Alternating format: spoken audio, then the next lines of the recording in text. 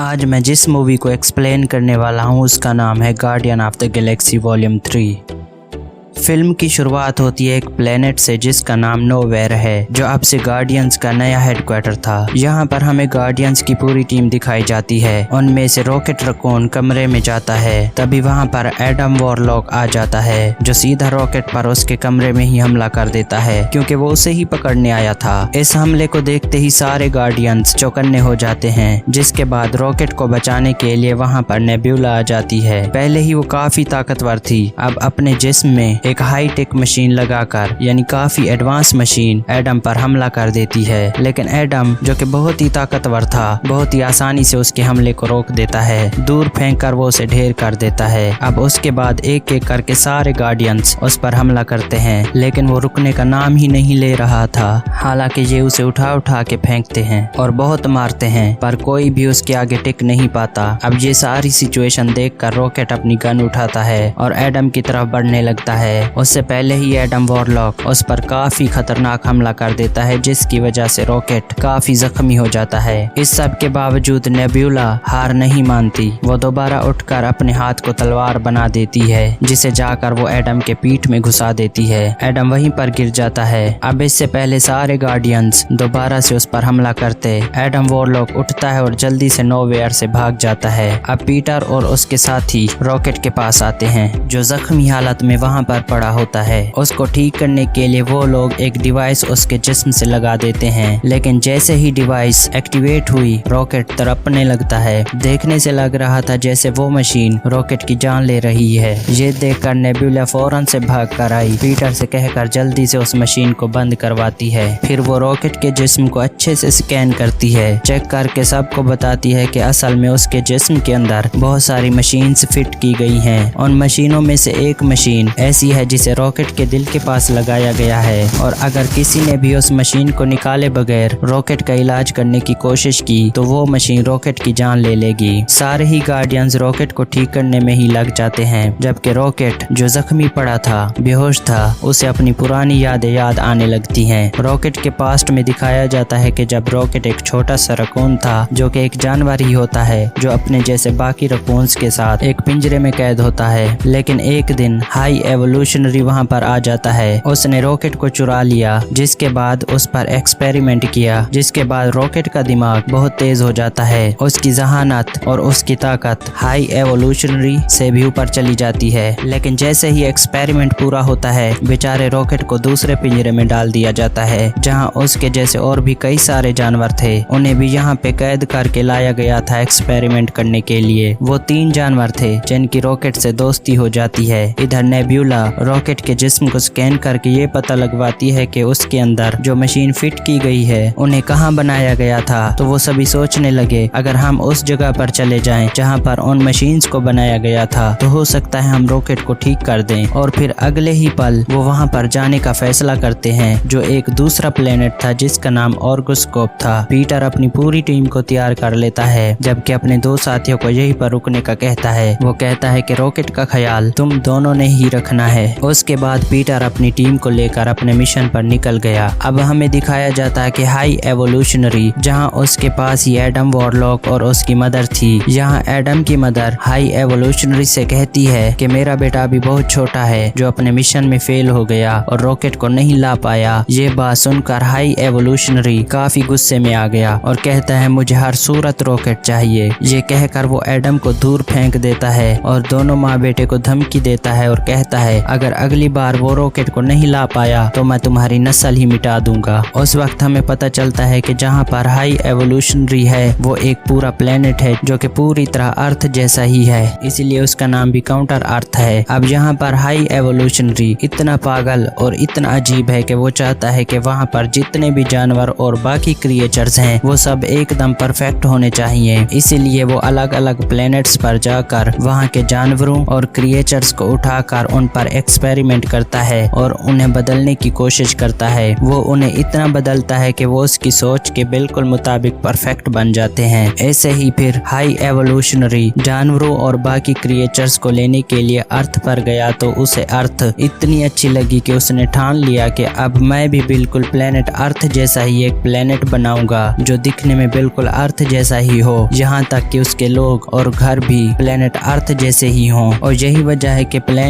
यही वो प्लेनेट है जिसका नाम काउंटर अर्थ है। उसके बाद गार्डियंस की टीम अपने शिप में बैठकर ऑर्गोस्कोप के पास पहुंच जाती है, लेकिन उससे पहले कि वो ऑर्गोस्कोप में जाते उनकी शिप के अंदर कुछ लोग आ जाते हैं, जिनमें से एक होती है गमोरा। वो सब लोग पीटर क्वेल को बताते हैं कि असल में उन्हें यहाँ पर नेब्यूला ने ही बुलाया है, क्योंकि उसने हमसे वादा किया है कि वो हमें 1 लाख का इनाम देगी अगर हम उनके साथ चलकर उनकी मदद करेंगे। इसीलिए हम तुम्हारे मिशन में तुम्हारा साथ देने आए हैं। उसके बाद फिर से रॉकेट के पास्ट को दिखाया जाता है, जहाँ पर रॉकेट हाई एवोल्यूशनरी के साथ बैठा होता है, क्योंकि हाई एवोल्यूशन ने जितने भी एक्सपेरिमेंट किए थे उनमें से सबसे बेस्ट रॉकेट ही था, क्योंकि सबकी निस्बत रॉकेट का दिमाग बहुत तेज है। सबसे पहले हाई एवोल्यूशनरी रॉकेट को पकड़कर उसके दिमाग का टेस्ट लेता है, और जब रॉकेट उस टेस्ट को पास कर लेता है तो हाई एवोल्यूशनरी ये समझ गया कि रॉकेट सच में बहुत होशियार स्मार्ट है। जिसके बाद उसने रॉकेट को काउंटर अर्थ दिखाया, जहां पर रॉकेट उड़ते हुए रॉकेट को देखकर पूछता है कि ये क्या है, जिस पर हाई एवोल्यूशनरी कहता है कि ये रॉकेट है जो हमेशा हवा में उड़ता है। जिसके बाद वो रॉकेट के दिमाग पर और टेस्ट करने के लिए एक लैब में लेकर आया। वो रॉकेट को वहां पर एक चैम्बर दिखाता है, पर उसकी आंखों के सामने ही वो चैम्बर के अंदर कछुए को डालता है और वो उस कछुए को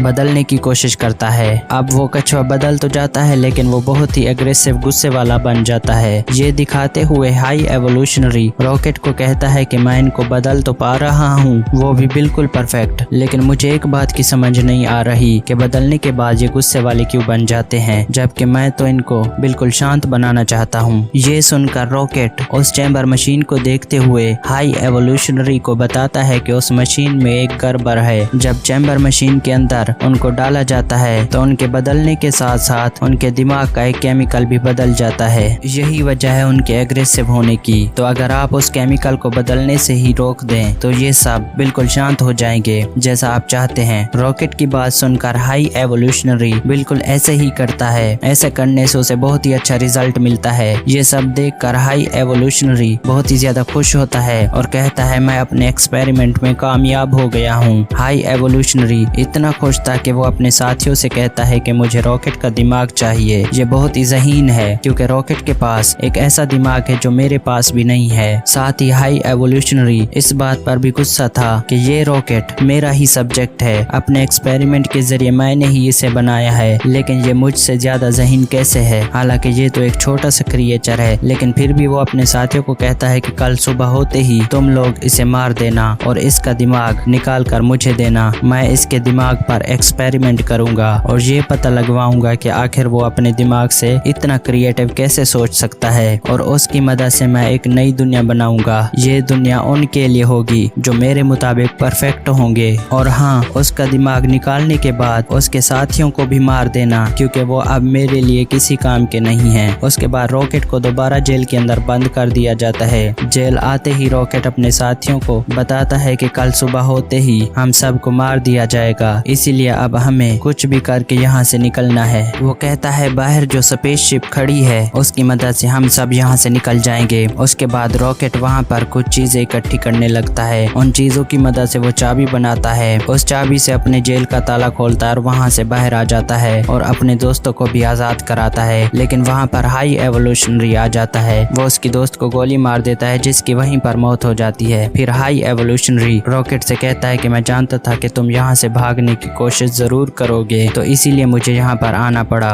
और अब मैं तुम्हारे बाकी साथियों को भी मार डालूंगा और अभी के अभी तुम्हारा दिमाग निकालूंगा। सुबह तक का इंतजार मैं नहीं करने वाला। अपनी आंखों के सामने रॉकेट अपनी दोस्त को मरा हुआ देखकर बहुत ही दुखी हो जाता है और गुस्से में आकर वो हाई एवोल्यूशनरी पर हमला कर देता है। उसका मुंह नोच कर वो वहाँ से भाग जाता है। वो किसी भी तरह स्पेसशिप में बैठकर वहाँ से निकल जाता है। उधर गार्डियंस की पूरी टीम ऑर्गोस्कोप प्लेनेट पर पहुंच जाती है। वो लोग वहां से रॉकेट की फाइल्स को लेकर बाहर निकल आते हैं। फिर अपनी शिप में आने के बाद गार्डियंस की टीम रॉकेट की फाइल को खोल खोलती है। उन फाइल्स के जरिए उन सब को पता चल जाता है अब तक रॉकेट के साथ क्या क्या हुआ। वीडियो को देखकर नेब्यूला गुस्से में आकर कहती है कि इतनी ज्यादती तो कभी किसी के साथ नहीं हुई। फिर सबको पता चला कि रॉकेट के दिल के पास जो मशीन है जो उसका इलाज होने नहीं दे रही, उसको एक कोड के जरिए निकाला जा सकता है। लेकिन वो कोड क्या है गार्डियंस को पता नहीं चल पाता। ऐसा इसलिए क्योंकि हाई एवोल्यूशनरी के लोग रॉकेट की फाइल से उस कोड को मिटा चुके थे। लेकिन गार्डियंस ये पता लगा लेते हैं कि उस कोड को मिटाया किसने है और उस कोड की जानकारी किसके पास है। तो अब ये फैसला करते हैं कि ये लोग उस आदमी के पास जाएंगे और उससे कोड छीन कर रॉकेट की जान बचाएंगे। लेकिन गमोरा ऐसा करने से मना कर देती है। वो उनसे कहती है कि वो आदमी इस वक्त हाई एवोल्यूशनरी के पास है, तो अगर हम वहां गए तो सारे के सारे मारे जाएंगे, इसीलिए मैं तुम्हारा साथ नहीं दे सकती। फिर वो अपने एक आदमी को अपनी लोकेशन भेज देती है ताकि वो यहाँ पर आकर उसे ले सके। लेकिन उसके साथियों को एडम और उसकी मदर ने ऑर्गोस्कोप पर पकड़ लिया था। लेकिन जैसे ही गमोरा अपनी लोकेशन भेजती है तो उनके बारे में एडम और उसकी मदर को पता चल जाता है कि ये लोग कहाँ पर हैं। तो इसीलिए वो गार्डियंस को पकड़ने के लिए तैयारी करने लगते हैं। इधर गार्डियंस जैसे ही हाई एवोल्यूशनरी के पास पहुंचते हैं वो उन्हें बताता है कि जानते हो मेरा प्लान क्या है, अब मैं तुम सबको मार दूंगा और तुमसे रॉकेट को हासिल कर लूंगा जो कि मेरा सब्जेक्ट है। ये सब कुछ मैंने ही किया है, तुम्हें यहाँ पर मैंने ही बुलाया है। जिसके बाद वो अपने लोगों को हुक्म देता है कि बाहर गार्डियंस की शिप में रॉकेट है, जाओ और उसे ले आओ। जिसके बाद हाई एवोल्यूशनरी अपनी शिप में बैठता है और अपने लोगों को हुक्म देता है कि मेरे जाने के बाद इस पूरे प्लेनेट को तबाह कर दो।